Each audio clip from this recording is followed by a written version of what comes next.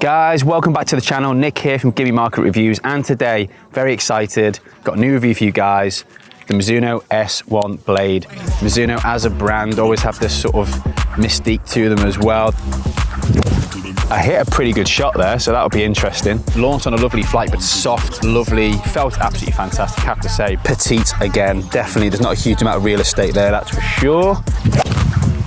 But unless you're an absolute elite ball striker, I'd probably say you'd want to go into something a little bit easier in the longer irons, trying it a good one for you. Felt great, could definitely feel like I could cover that one there. S1, absolutely beautiful package. All right guys, so very excited to bring another review for you today. This time the Mizuno Pro, or MP series as they would be known traditionally, S1, which is their new blade, and will run alongside the S3, which is the cavity-backed iron, or sort of CB iron, I guess you could call it, that they brought out back in the last year, early this year. So you can combo those two sets, obviously, but the bladed iron from Mizuno has always been so coveted. Mizuno as a brand always have this sort of mystique to them as well. The forging process, the grain flow forging process, which you'll get in this head as well. That beautiful feel, obviously their line is nothing feels like a Mizuno, and from what I've tested in the past, I would have to agree with that. It's such a unique acoustic, such a unique feel and feedback, and I'm really looking forward to hitting these today. So just a little bit of tech and what they've changed over the past models, and I think the first thing you would say is the finish. The satin finish, the way it kind of rounds the head off beautifully. When you put it down behind the ball, I've noticed definitely you don't get that glare. We've got a very sunny day out here today at Castle Royal, so I will see if you get that sort of reflective glare back.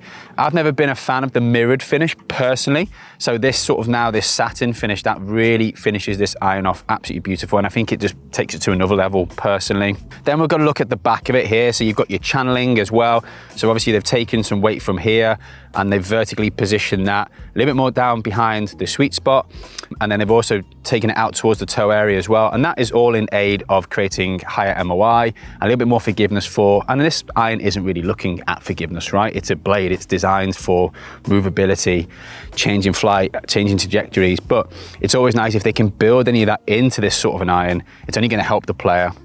It's quite an intimidating visual already, so just to know that you've got a little bit of help sort of down behind the ball and into that toe area, I think is a big thing as well. Mentioned it already, grain flow forged, that soft, lovely 1025 carbon steel that they use, that just gives you that instant feedback, absolutely beautiful. So I can't wait to give these a hit as well. And I've just got one of their stock option shafts in here today, Project X IO. Traditionally gives a little bit of a higher launch, higher spin rate. It's designed to try and knock it up a little bit. This is the 110 6.0. It's a little bit lighter than what I would typically use, but I'll give a bit of feedback on that as well. But guys, can't wait to hit it. So let me grab a ball, grab a glove, let's hit some shots. I'm just gonna hit it. I'm not gonna try and jump all over it to try and get it to 170. I'll just be interested to see if I can get a bladed iron there. So let's give it a go. Give you some feedback about how it looks down by the ball as well. Small would be how I would describe that. Petite, minimal offset. Not a huge amount in the top edge there either, but it looks beautiful. I hit a pretty good shot there, so that'll be interesting. Yeah, and it's actually come up front edge, so I would say that's probably, for me, about 10 yards short. So the combination of the loft, obviously the materials in there as well, because that's just a solid one-piece forging, so there's no two pieces in there. There's no, titanium faces or carpenter steel faces in there at all. It's just one piece steel. And it definitely launched on a lovely flight, but it's probably about one iron short of where I would typically expect to be, and hit that pretty good. Shaft will contribute to a little bit of launch, a little bit of spin as well. But guys, let's go up and have a little look at it. Felt absolutely fantastic, I have to say, but certainly for me, I'd have to club up if I was using a set of these, that's for sure. All right guys, so there you go. So I hit that pretty well. Cameraman Alex, is that all right? Pretty good strike? Yeah, great. And it's still come out short there for me. I'd say probably 10 yards minimum, I would say. So that's quite interesting. That a little bit there, that'll be loft, and a little bit that'll be the face technology. But I think whenever anybody is trying these irons, you have to take that into consideration. Shaft can make a difference as well. Could play something a little bit heavier, a little bit stiffer to try and control the spin rates, and then it could obviously change ball as well. But whenever you're picking a blade, they're always going to be what we would class as traditionally lofted. So they're going to have a little bit more loft on them. You're never going to get that piercing, hot sort of ball flight out of them due to technology anyway. If you're somebody who leans the shaft a lot, then obviously having that bit of additional loft on there is actually going to help you. And that's where it can be a good thing. And obviously you've got people like Scotty Scheffler, Rory McIlroy, Tiger back in his day were big blade guys, and they had the ability to sort of obviously change that handle position and change the launch conditions with that. But for me personally, I just want to be able to stand up there, hit my stock shot. And so the clubs that I've been fitted to are a couple of degrees stronger than these, and they're designed to try and bring launch and spin down a little bit. So I couldn't hit that any better, I'll be honest with you. Gonna now, I've got the 5-iron and I've got the 9-iron as well. So I've got another hole here. I'm gonna hit a 5-iron off the tee just to give you a little bit more feedback about how they feel. Okay guys, so I'm on the next tee here. I'm gonna hit some 5-irons for you. This is the longest iron I've got in the new Mizuno S1 setup. So I wanna try this certainly and test myself. But what I've got here is actually my 5-iron, which is a Callaway Apex UT. Have had these in the bag for nearly 10 years now. You know, my bag's reasonably established. And this is the 24 degrees, so this would have been a 4-iron. I've got it bent 1 degree weak to 25 degrees, and I've got it built to 5-iron loft as well. 5-iron length, I should say, sorry. KBS Tour V 120X on the shaft. So everything about this setup is about taking launch and spin down and giving me my desired flight. Can't say the same about this Mizuno S1 5-iron. It's definitely, I would expect to see it launch a little bit higher, a little bit more spin, combination of the head and the shaft. But I want to see where the drop off is and see really what the difference is, and you know, in the distance. Down by the golf ball, petite again, definitely. There's not a huge amount of real estate there, that's for sure. Course it right off the bottom, so that'll be interesting. Stuck on its line, but I don't think it's gone very far, that's for sure. And again, that's just the miss hit that I've had there. Didn't really feel like it came off with any sort of ball speed to it, so interesting.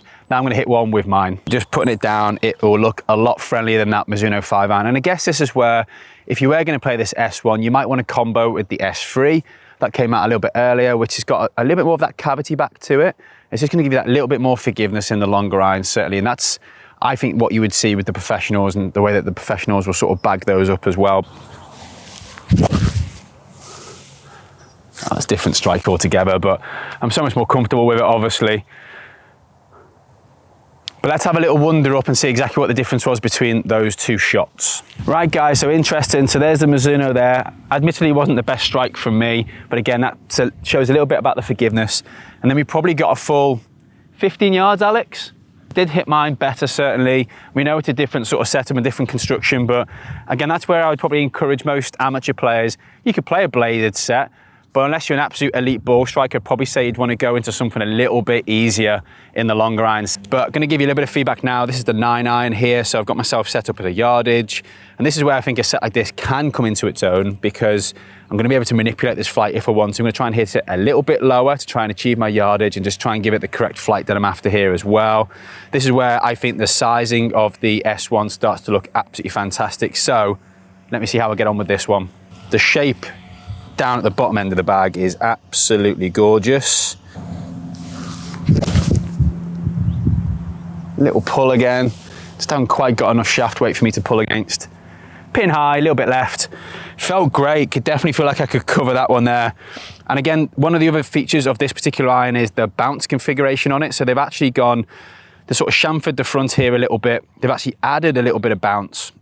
They've actually given a little bit more sole width as well. So what that really helps is in the short irons like this, when you're trying to get into the turf and get out the turf quite quickly, that really benefits the player who wants to try and manipulate their angle of attack, hit down on it a little bit more, let's say, like I wanted to there. And I could feel that club wanted to get in and out the turf really quickly. So that is certainly one of the benefits of a bladed sort of iron like this, where they've got these very cultured soles, let's say, where it's designed for that better player who really wants to be able to feel the club through the turf, and I could feel the speed of that there. So certainly worked, felt fantastic. S1, absolutely beautiful package, great set of irons there, I have to say.